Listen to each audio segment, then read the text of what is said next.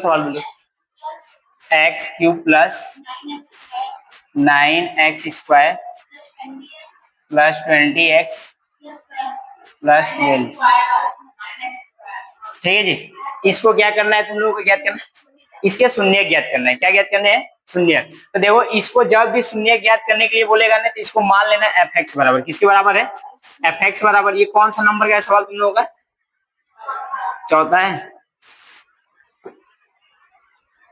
आप तो ध्यान से सुनो, इसको ना अपने से मानने के बाद इसका मतलब एक चीज अपने से ये करना पड़ेगा कि ये कौन से नंबर का क्वेश्चन है, मतलब इसे इसमें क्या इनपुट किया जाएगा कि इसका मान 0 हो जाएगा। मतलब हम तुम लोग नहीं बताए थे कि वेरिएबल उसे कहते हैं जिसका संभावना किया जाता है। किसका?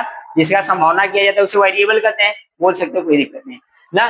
तो बताओ अगर मैं इसमें तुम लोग चेक करोगे कि क्या रखेंगे, तो हम लोग कहाँ से स्टार्ट करेंगे? तो लो एक्स का मान बाबू हम लोग यहाँ से स्टार्ट करेंगे कि प्लस माइनस से स्टार्ट करेंगे। Plus minus 1 plus minus 2 plus minus 3 dot dot dot, ये कहाँ तक जाएगा? इनफिनिट तक जाएगा। कहाँ तक जाएगा? इनफिनिट तक। अब इसमें चेक करेंगे, इसके अलावा अभी क्लास 10 में कोई मतलब इसका विधि नहीं है ना, समझ लो कि नहीं? तो आप लोग ध्यान से सुनो, बताओ यहाँ से यहाँ तक बाबू ये पूरा पॉजिटिव है। तो बताओ जब कोई चीज पूरा पॉजिटिव है तो उसमें पॉजिटिव नंबर रखोगे तो कभी उसका मान शून्य हो सकता है? बोलो। जैसे अगर मैं कोई चीज पहले से प्लस में है और उसको तुम सोचो कि प्लस कर कर उसमें मान पे अधिक लाया जा सके और कम लाया जा सके, तो कभी हो सकता है? नहीं। जैसे अगर मान लो 10 है, मान लो 40 है, तो इसमें बताओ मतलब बोला जाएगा कि इसमें जोड़ो ही, मतलब ऋणात्मक संख्या नहीं लेना, ओनली धनात्मक संख्या लेकर इसको ज्यादा लाना है और इसका चिन्ह भी धनात्मक रहना चाहिए। तो बताओ अगर हम लोग धनात्मक करेंगे तो ये अधिक आएगा कि कम आएगा? अधिक आएगा। तो बताओ ये पहले से ही पॉजिटिव है ना, पूरा देखो यहाँ से यहाँ तक पूरा स्टेटमेंट किसमें है? पॉजिटिव है। तो ये तो फिक्स हो गया कि पॉजिटिव वाला कट गया, पॉजिटिव वाला सबका कट गया, बचा कौन? निगेटिव। तो मतलब एक बार -1 रखेंगे, एक बार -2 रखेंगे, एक बार -3 रखेंगे। अगर मैं तुम लोगों के दिमाग में ये चल रहा होगा कि सर अगर मान लीजिए निगेटिव होता तो तब निगेटिव और पॉजिटिव दोनों रखते। क्लियर है? तो एक बार एक रखते हैं, तो कैसे तुम लोग चेक करोगे? तो बताओ अपने से मान लो कि इसको चेक करोगे, अपने से इसको चेक करोगे, तो देखो अपने से अगर मैं इसको चेक करोगे, हाँ भाई वही तब मतलब पॉजिटिव और निगेटिव दोनों रखते हैं। हाँ, जिससे सर्टिफाइड होगा उसी से। तो बताओ तुम लोग को हम ये बात बोले थे कि नहीं, जब स्टार्ट किए थे तो बोले थे ना कि जिससे जिसका मान मतलब रखने के बाद वो शून्य हो जाएगा उसी को उसका उस बहुपद का शून्य कहलाएगा। तो बताओ अगर मैं इसको कोई मान एक्स का रखने के बाद जिससे ये सर्टिफाइड हो जाएगा वही इस बहुपद का शून्य कहलाएगा। कहलाएगा कि नहीं? तो आप लोग ध्यान से सुनो, तो अगर मान लो हम लोग एक्स बराबर -1 लिए, क्या लिए? -1। तो देखो इसको हल करेंगे, एफ एक्स बराबर क्या हो जाएगा? -1। तो यहाँ जहां जहां एक्स वहां का रखेंगे -1। तो बताओ -1 का होल क्यूब हो जाएगा प्लस 9 और -1 का होल स्क्वायर प्लस 20 -1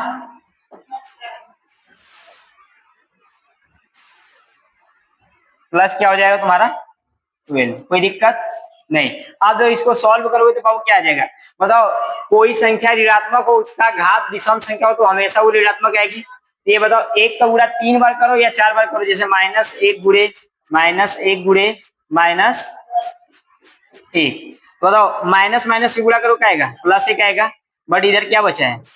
-1। अब प्लस और माइनस से गुणा करो क्या आएगा? -1 आएगा। बात समझ लो कि नहीं? तो यहाँ से क्या निष्कर्ष निकला कि यहाँ -1 हो जाएगा। अब बताओ ये हो जाएगा तुम्हारा +9।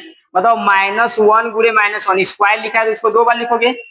बताओ माइनस माइनस 1 का गुणा 1 में करो कितना है? 1। मतलब यहाँ कितना आएगा गुणे में? 1। अब तो ये माइनस में 1 इसमें प्लस माइनस 1 का गुणा 20 में करो कितना आएगा? 20 और प्लस क्या हो जाएगा? 12। अब तो ध्यान से सुनो, इसको सॉल्व करके देखो क्या आ रहा है।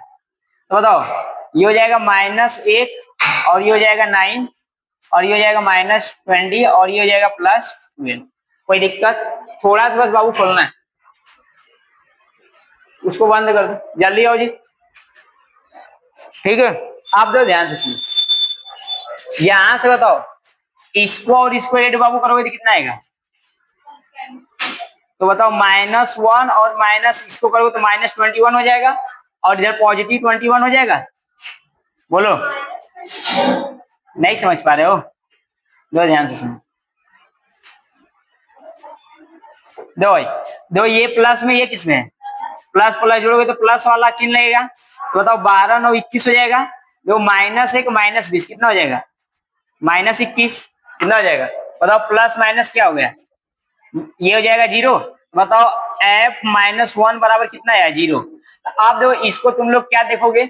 बताओ इसको ये माइनस में इधर आएगा तो प्लस में, तो ये हो जाएगा x-1 इक्वल क्या हो जाएगा? 0। ठीक है, ये चीज तुम्हारा क्या हो जाएगा? एक तो शून्य तुम्हारा कितना निकला है? -1, एक शून्य -1।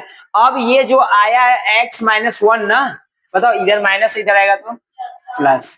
अब बताओ ये जो शून्य का आया है ना x+1, इसी का इसमें भाग देंगे। क्या करेंगे? भाग। अब जब भाग देंगे इसका ना, तो ये एक मतलब इसे द्विघात बहुपद बना देगा। क्या बना देगा?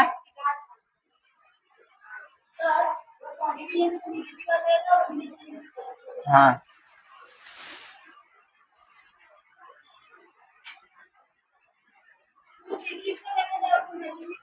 इसको ये चौथा सवाल है ना, आप दो ध्यान से सुनो।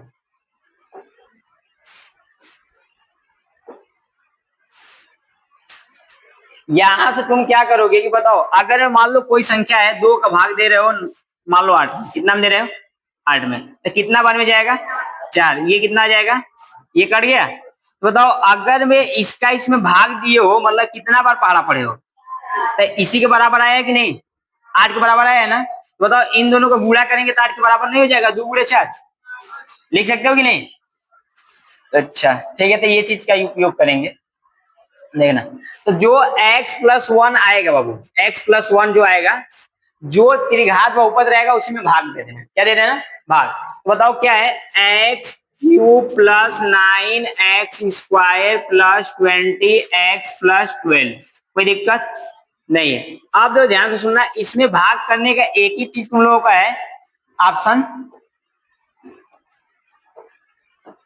अब तो ध्यान से सुनो, इस x का गुणांक कितना है? कुछ नहीं मतलब 1। इस x का कुछ नहीं मतलब 1। इसका पावर कितना है? 1। इसका पावर कितना है? 3। अब भाई ध्यान सुनना, एक में कितना गुणा करोगे कि 1 आएगा? 1 का, तो यहाँ क्या लिखना? 1। अब बताओ इसका पावर कितना है? इसका पावर कितना है? बताओ कितना कम है? जितना x के पावर में कम रहेगा उतना का ही गुणा कर देना। तो कितना कम है? x पावर 2, तो x पावर 2 का गुणा कर लेना। कोई दिक्कत? अब बताओ ये जो लिखना बाबू ने, इसी का इस वाले में मल्टीप्लाई कर लेना। क्या कर लेना? मल्टीप्लाई। मल्टीप्लाई करने का मतलब कि x² का गुणा करना है x+1 में। जितना बार यहाँ लिखते जाओगे उतना का ही हमेशा इसमें मल्टीप्लाई करके लिखते जाओगे। जैसे इससे पहले तुम लोग को हम बताए थे कि 2 का मल्टीप्लाई करो 8 में, तो बताओ यहाँ 4 लिखे थे ना, तो बताओ इस 4 के इसमें मल्टीप्लाई ही ना कर रहे हो। बताओ यहाँ 1 के था, यहाँ क्या लोग हैं? 2 लोग हैं। 10 लोग रहेंगे तो 10 में, मतलब जितना लोग रहेगा उतना में मल्टीप्लाई करोगे। ये बात ध्यान देना। तो तुम लोगों को भाग में सिखाया जाता है 1 से, बट इसमें कितना आ रहा है? 2 या 2 से अधिक 1 भी हो सकता है। क्लियर है? आप लोग ध्यान से सुनो, तो जब इसमें भाग करोगे तो बताओ इसका गुणा कितना है? इसका गुणा कितना है? 1 का 1 में गुणा करो कितना आएगा? 1 आएगा। x² का गुणा x में करोगे तो इसका पावर कितना है? समान संख्याओं को मल्टीप्लाई करेंगे तो उसका पावर मतलब जैसे ऐड होगा चिन्ह के अकॉर्डिंग। बताओ इसका 2 है, इसका कितना है? 2 1 3। ये बताओ 1 में जिस संख्या गुणा करोगे वही आएगा। बताओ 1 में 1 किए हैं तो वही संख्या आएगा। कोई दिक्कत? तो क्या यही चीज यहाँ लिख सकते हैं? ठीक है ना? देखो यही चीज लिखेंगे। अगर मान लो तुम लोग ये समझना है तो कुछ टाइम के लिए इधर हम रख दे रहे हैं, फिर बाद में हटा देंगे। अब दो ध्यान से, क्या आया है? x³ + x² है। अब तो ध्यान से सुनो, जैसे भाग में जब 2 चौके 8 इसमें किए थे, तो बताओ ये कटता क्यों है? इसका चिन्ह विपरीत होता है। क्या होता है? यहाँ पॉजिटिव है तो यहाँ क्या हो जाएगा? ये कभी बताया नहीं जाता है तुम लोगों को, बाकी बस ये सिखाया जाता है कि कट जाता है। बट कटने का रीजन होता है कि उसका चिन्ह विपरीत होता है। क्या होता है? अगर में ऊपर वाला पॉजिटिव रहेगा तो नीचे वाला क्या हो जाएगा? और निगेटिव रहेगा तो पॉजिटिव, मतलब इंटरचेंज हो जाता है। बात समझ रहे हो कि नहीं? इसको भी इधर साइड में रखे रहो, तुम लोग काम देगा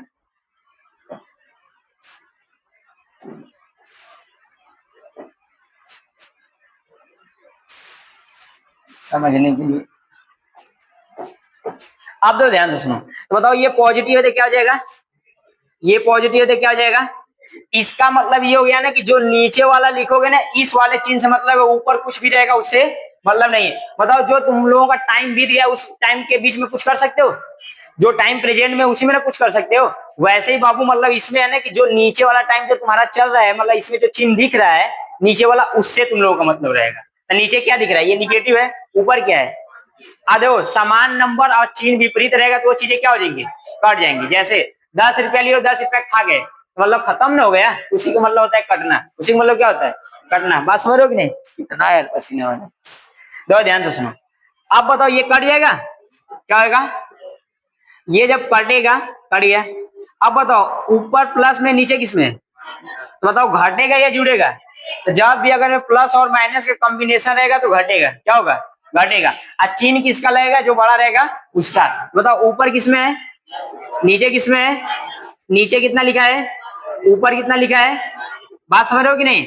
अब बताओ कितना बचेगा? बताओ ऊपर वाला बड़ा या नीचे वाला? ऊपर मतलब 8x² हो जाएगा, कोई दिक्कत? अब देखो इसके आगे क्या है? प्लस एक आप फुट आते चलते जाना ना। अब बताओ यहाँ कितना है?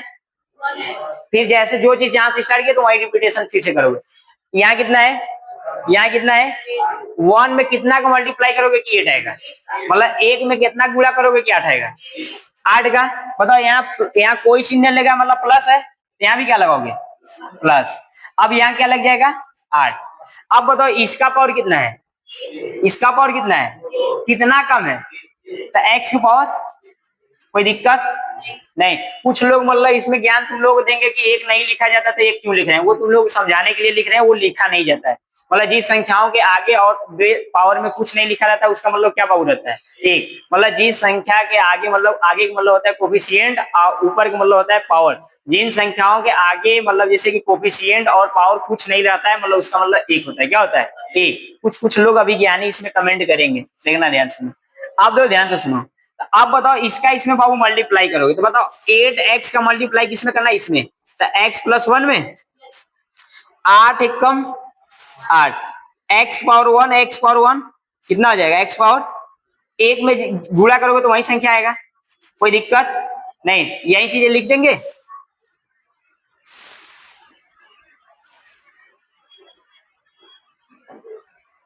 तो ये हो जाएगा बाबू, कितना आया तुम्हारा? ये नहीं दिख रहा है जी। तो 8x² 8x² प्लस में 8x। अब फिर वही प्रोसेस होगा। बताओ प्लस है तो बताओ ये सेम डाटा हो गया। अब सेम डाटा हो गया तो कट जाएगा।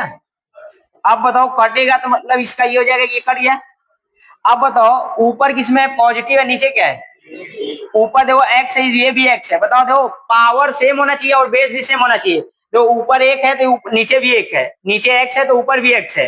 कोफिशिएंट से मतलब नहीं रहता है, कोफिशिएंट से मतलब नहीं रहता है। तो बताओ कितना बचेगा? 12।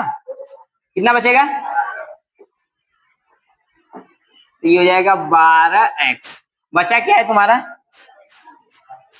अब बताओ 1 में कितना का मल्टीप्लाई करोगे कि 12 आएगा?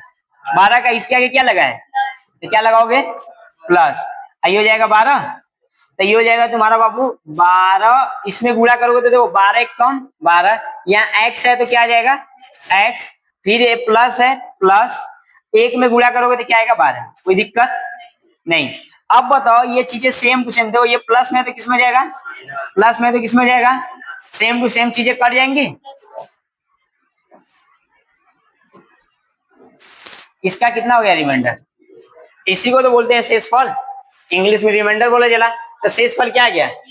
अगर में ध्यान सुनना, जो इसका गुणनखंड होगा, गुणनखंड का मतलब अपना भाग, अपना पार्ट, अपना जैसे समझने के तौर पर अपना फैमिली।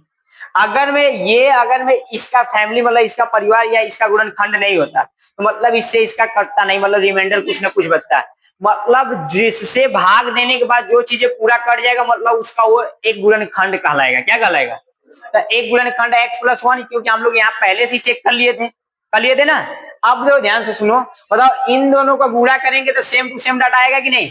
जैसे यहाँ इस कहाँ गया, 2 चौके 8 कर रहे थे ना, वैसे ही बताओ इसका इसका मल्टीप्लाई करेंगे तो आएगा कि नहीं? तो भाई इसी का हम लोग क्या कर लेंगे? गुणनखंड। क्या कर लेंगे? इसी का हम लोग कर लेंगे गुणनखंड। ठीक है, तो अब इधर करें, इसको पूरा इरेज कर रहे हैं ना। हाँ मतलब जैसे शेष फल बच जाएगा तो उसका वो गुणनखंड नहीं कहलाएगा, उसका गुणनखंड नहीं कहलाएगा। बात समझ रहे हो कि नहीं? आप दो ध्यान से सुनो, तो ये क्या हो जाएगा तुम्हारा, ये सब हटा दे रहे हैं ना, इससे अब कोई मतलब है नहीं, इसको रखोगे। चलो अच्छा, आप दो ध्यान से सुनो,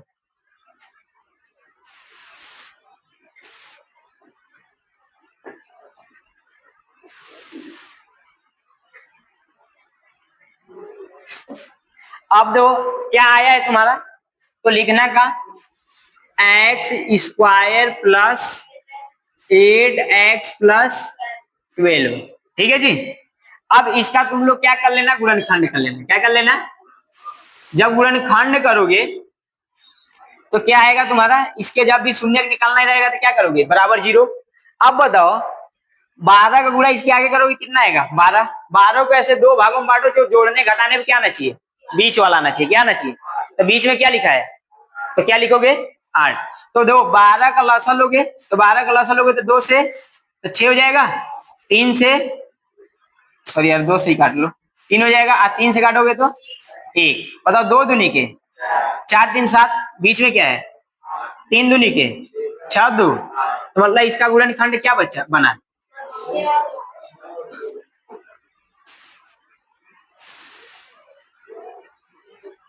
अब बताओ तो इसको क्या लिख लोगे कि एक्स स्क्वायर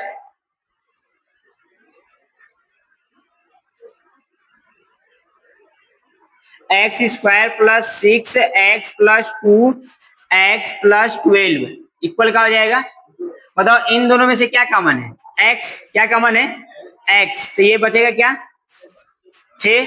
अब बताओ इन दोनों में से क्या, बताओ 2 के टेबल में 12 आएगा कि नहीं, तो ये हो जाएगा 2। अब बचेगा कितना, x+6 इक्वल 0। इन दोनों में से क्या कॉमन हो जाएगा, x+6 कॉमन हो जाएगा। क्या हो जाएगा कॉमन, तो बताओ क्या बचेगा, x+2 बचेगा, x प्लस।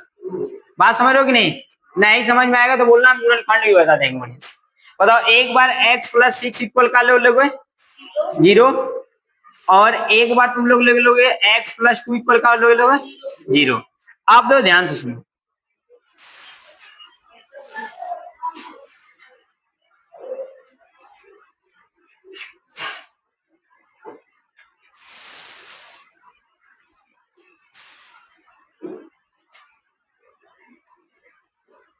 अब बताओ यहां से ये प्लस इधर जाएगा तो कितना बचेगा -6, और इधर कितना आ जाएगा, दो पहला वाला तुम x बराबर क्या लिए थे -1, दूसरा क्या है x बराबर, तीसरा क्या है, तो क्या लिखोगे, अतः इस त्रिघात बहुपद के तीनों शून्य क्रमशः क्या है, तो वही चीज लिखोगे हिंदी में, अतः